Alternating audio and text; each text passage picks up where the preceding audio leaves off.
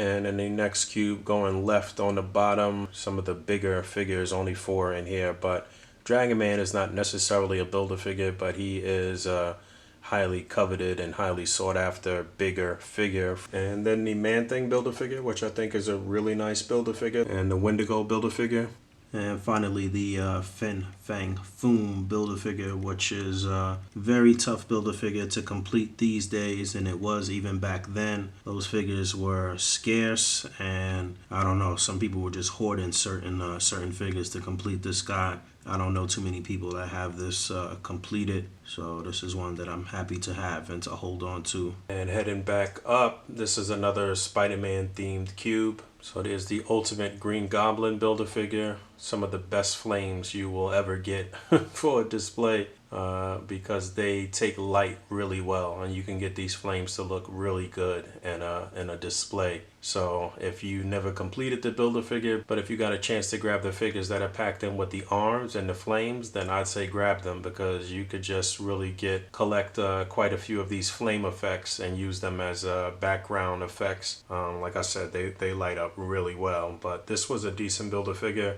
Just limited head neck articulation. In fact, the head is not even completely popped on there right now. It's just kind of like halved on the peg, but he looks good in a display as well. And this is one that I don't think too many people collected or tried to complete, but I like to use him for a more kind of modern comic-based Sandman if you just replace the head and just kind of use the body parts here. It's not the most articulated, but it does look pretty nice in some displays. I've used him quite a few times, and more recently in a display that I really like. And this was from Spider-Man 3. This is probably one of the worst Build-A-Figure waves ever, but and it was kind of hard to complete, but if you did, then you know this is kind of a gem, this Build-A-Figure. I could see it being customized and dry brushed, and again just updating the head if you want something more comic based. And this is like a modern take on Hobgoblin here. There was like a war in the comic books between Hobgoblin and Green Goblin and just the goblins in general, if I remember correctly. And this Build-A-Figure looks good, but really limited in articulation, especially as far as the head goes. The wings don't move. If this was a better articulated Build-A-Figure, he would be really cool. That flaming sword lights up really nicely as well. Really nice light piping. So, you know, if you got him in a display, even though it would be pretty vanilla, it would look good. And this was based directly on the art from that particular story arc too. I forget who did the art, but you know who it is. It's a pretty commonly known artist. And there's the Molten Man Build-A-Figure from Spider-Man Far From Home. Definitely not the greatest Build-A-Figure, but I've used him in sort of like a collage style display before. I guess you could probably do some MSD stuff if you get a really tiny little Spider-Man to display him with, but you know, I complete all the Build-A-Figures, so even the awful ones, I gotta have them. And there's the Vulture Build-A-Figure from the Spider-Man Homecoming movie. I need to elevate him a little bit. He is on the stand that he comes with, but I need to get him up a little higher so he can be seen better in this display. And in the next cube going up, I've got Stanley, like sort of right in the center here. Technically not a Build-A-Figure, but he was intended to be a Build-A-Figure at first. And the legs do pop off, so, you know, I can't have a whole Marvel Legends display without a Stanley in there, right? So I put him in there. And I got the Spider Build-A-Figure, which should have definitely been larger. It would have been nice if they went really large with this and given us a little Penny Parker figure to go along with it. But, you know, it's Spider-Man themed, and I wasn't going to pass up on anything Spider-Man themed. You know, that's my guy. And I wasn't going to pass up on it because it's a Build-A-Figure too. And then the Sasquatch Build-A-Figure here, which is another really nice one from Hasbro. I really wish they would actually give us a few additional parts for this guy as well. Some interchangeable hands so you can have 2 fists and 2 open hands, and a more angry head sculpt. Maybe that's something that they could release down the line. And right here in the front is the puck that came in the Alpha Flight box set, which is the better of the 2 that we've received so far. The Build-A-Figure is here though. He was behind Sasquatch, but there's the 2 side by side. The box set version is just better. The head sculpt is bigger. It's more proportionate with the body. It looks better, but for somebody who's supposed to be pretty agile, it's a terrible articulation on this figure. And in the back there is the Gamerverse Abomination Build-A-Figure, which is one of Hasbro's best from their more recent lot. No question about it. This is a really nice Build-A-Figure. I wouldn't pass up on this guy. And there is some opportunity to maybe just pop off this head and put a more sort of like comic-based head on him. In fact, I think that's what we'll get at some point. I think they'll reuse this buck and give us an updated Abomination, because the ones that we received prior were a little on the small side in comparison with Hulk. And Abomination should be as big, if not bigger, than Hulk. But yeah, I'm not really sure what I'm doing with this cube. This one is probably not going to really stay like this. It's not really anything connecting the stuff together in here. I think I'll get Kamala Khan from this same wave in there with Abomination. We'll see. And in the back there is the Dormammu Build-A-Figure. Now, there was a version that was released as an SDCC exclusive that was better painted, I think. But, you know, a lot of people were able to pick up the retail version, and then we're happy with that. I do have the SDCC version. It's actually still in the box. I've opened the box and taken it out, and taken out Magic and a couple other figures in there. Maybe I should go ahead and take out that figure and put it back to back with this one like I have some of the other Build-A-Figures. And I've got him paired up with one of these Doctor Strange figures. I don't even know which one it is, but we are in dire need of an updated classic Doctor Strange from Marvel Legends. No question about that. And it's still kind of updating this one. This is kind of all over the place, but a little wacky kind of meet up here.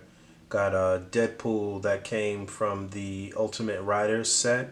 With the Hitmonkey Build-A-Figure is the centerpiece here. So that is a Build-A-Figure. It was during the time when Hasbro were doing these mini Build-A-Figures, but it is a Build-A-Figure. And then Deadpool, Headpool, Dogpool, and Squirrelpool.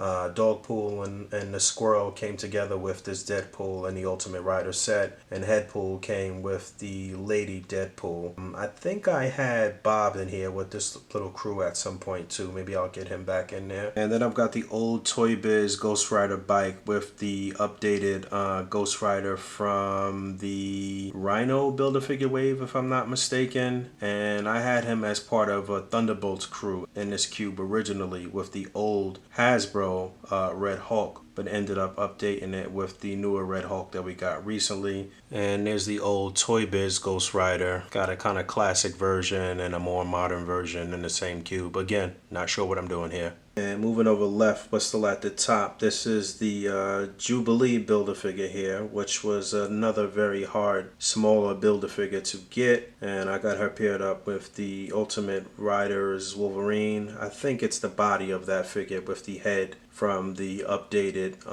single-carded Wolverine that came with the sword. But we know Wolverine and Jubilee have always been good friends in the comics, and they've had a lot of adventures and what have you together. And there's the Red Hulk Build-A-Figure almost back to back with the other Red Hulk in the next cube over to the right that I just came from. I don't know what to do with him, but he is a Build-A-Figure. He's in here. Again, this upper cube is just kind of a mashup. I don't know what's going on here. And there's the Ares Build-A-Figure with his back to us, back to back with the single carded Ares. I think that Ares was part of the Hulk Build-A-Figure from the Thor Ragnarok movie, if I'm not mistaken. And the more recent version of Ares is one that you would probably want to put with your Dark Avengers. And there's the Giant Man Build-A-Figure.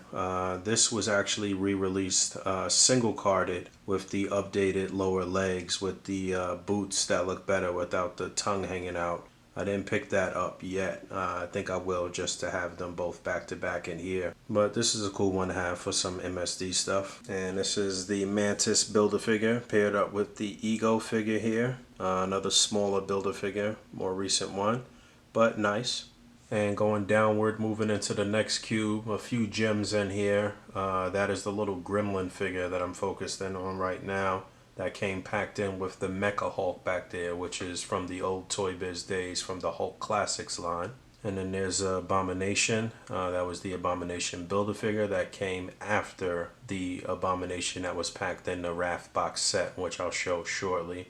There's the MODOK Build-A-Figure from Toybiz, still a very good Build-A-Figure. I think we'll be seeing a MODOK towards the end of 2020. I think we'll see it. I don't know if it'll be out, but I think we'll have one by 2021 from Hasbro. And then I recently put this leader in here. This is leader from, I think he was from the Gamerverse Abomination Build-A-Figure wave. I had the old Toybiz leader in here meeting up with this crew, but I just recently updated that. So I'm still working on this one too. Think I might add the Modern Claw in with this crew. Maybe Dr. Doom. I'm thinking Intelligentsia maybe, but not really. And then right here in the front is the Arnim Zola Build-A-Figure. And you had a chance to put this Build-A-Figure together with Arnim Zola there and the chest plate, and you had the chance to change the head sculpt from that sort of yellow beam to a red beam and to Red Skull's face, which you can see back here. So you had to get like a variant of one of the figures to swap out the head and a chest plate, or two variants maybe if I remember correctly.